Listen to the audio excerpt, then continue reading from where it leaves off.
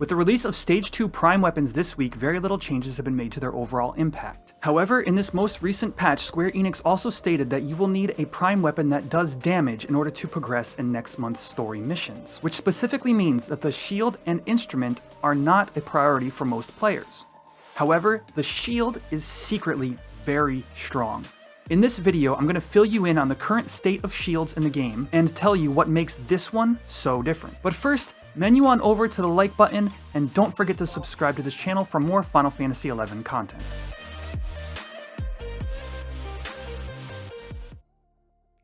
The first thing you need to know about shields in this game is they block damage based on their size. The smaller a shield is, the more often it blocks. But smaller shields also reduce less damage. Normal shields, that is, shields that are not ultimate weapons, follow a formula for damage reduction as seen here. The wiki then goes on to state, ultimate shields do not follow normal rules regarding block rate and damage reduction. As a rune tank main, my knowledge and experience with shields is limited, so I'll try my best to summarize this information. This essentially means that you have to look at ultimate shields as having their own unique block rate and damage reduction. That number is different from regular shields, and here's why. While sometimes ultimate shields are referred to as size 5 and 6, you can see that they don't fall into any set pattern except for being in one of two unique categories. Aegis and Srivatsa having the highest damage reduction, but not as much block rate as a size 1 shield. And historically, only O-Chain having less damage resistant than a stage 4 shield, yet having a whopping 108% base block rate. However, I believe this next statement could be worded a little better. It says that these shields do not follow normal rules regarding block rate. But testimony and data I've seen from others seems to indicate that this formula should be correct or at least close to it, substituting size base block rate for each ultimate shield's base block rate.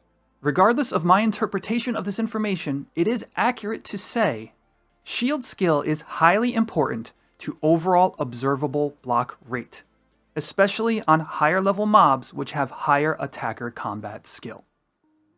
Meaning that though you see 108 base block rate, that number falls drastically as mob level increases. Here's some napkin math. Say the attacker has 200 more combat skill than you have shield, and you've got an O-Chain equipped.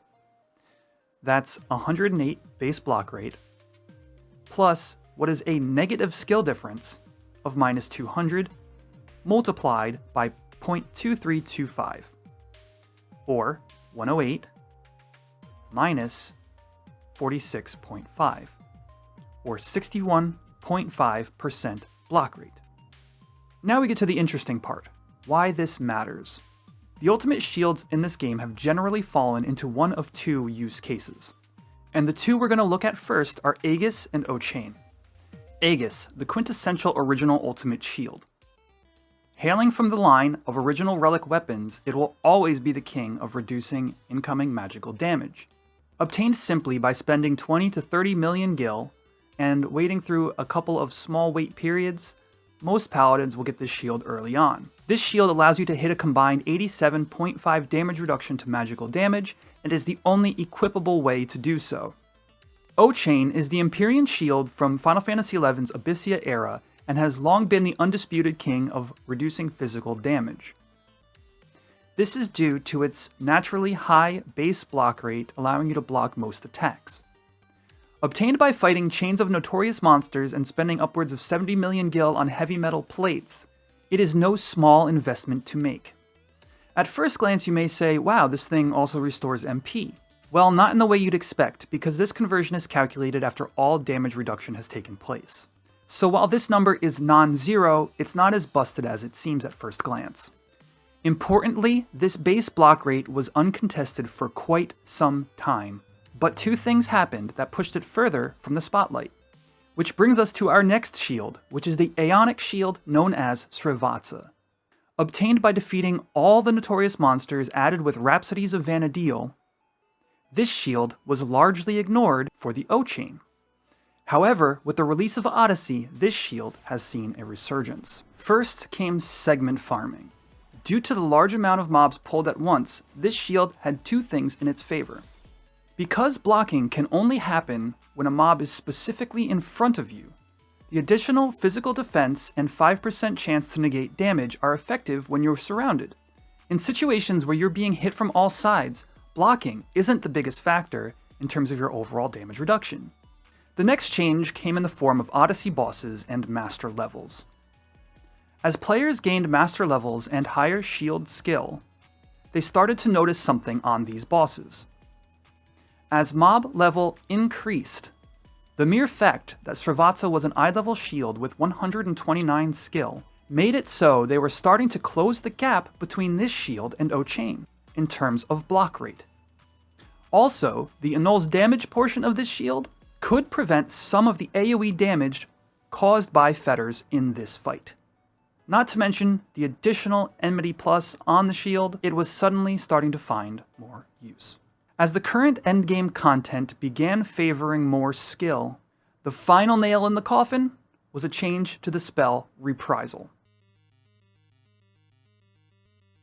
As of the May 2021 version update, Reprisal no longer wears off regardless of the amount of damage received over time. It simply wears off when the effect duration is over. You see, this spell used to have a cap on it, where when taking damage, you would reflect some of that damage to the attacker, and when you reach that cap, the spell would wear. So let's take a look at what Reprisal is actually doing for us. Well, we see it increases current shield skill by 15%, and increases your block rate by 50% of your current block rate. Reprisal is very strong regardless of what shield you're using because of these things. Since this update, a max-geared paladin with full haste can maintain a 100% uptime on this spell. So now pay close attention to this line where it says, the skill bonus is based on your current total shield skill at any given time, not statically calculated upon casting. Because this number includes the skill added by your shield, of which the O'Chain does not add any skill at all, this change has started to illuminate the value that shield skill has in current Final Fantasy XI Endgame. O'Chain's superiority has slowly decayed over time, and as we'll see in a moment, is buried by the Prime Shield's mere second stage. Before moving on, I do want to give honorable mention to a shield called the Priwen. This is a rather versatile shield and is easily the most acquirable out of all the shields listed here. By paying roughly 1 to 2 million gil for materials and trading them to an NPC, paladins will often get this shield first anyway. But since the Reprisal update, this shield has found a home in more players' sets. This shield enhances Reprisal effect, triples your block rate boost under Reprisal instead of just adding 50% to it. If you're in a situation where you can full-time Reprisal and magical damage isn't an issue, this shield can certainly carry you. Now for the Prime Shield, or as it's referred to in its second stage, Duban. You see, there isn't much left to this video because the stage has already been set. Remember this graphic? Well, here is the Duban. Same block rate and damage reduction as O'Chain, but it's eye level, meaning we get a boost to skill in addition to its defense, which is more currently in line with endgame gear. Outside of its almost irrelevant MP gain, this shield is superior to the long-standing go-to shield for mitigating physical damage, the O'Chain. The method to obtain the shield is tied to the latest story content release, which is appealing to players old and new. Even the currency to upgrade it is acquired after only a handful of hours of time commitment. What the community wants to know is, was this an oversight? And Square Enix changes this shield's block rate to the inferior Aegis? I mean, they have the same model. Or will this shield only get better from here as we move on to stage 3 or higher? Or does it even eclipse all of our shield options by adding magic damage taken too, like the Aegis has, making it a perfect all-in-one shield? And lastly, does O'Chain just continue to fade into obscurity, or does SE bring it up to eye-level standards by today's shields? Either way, stay tuned to this channel to find out, and thanks for watching. I'll see you in the next video.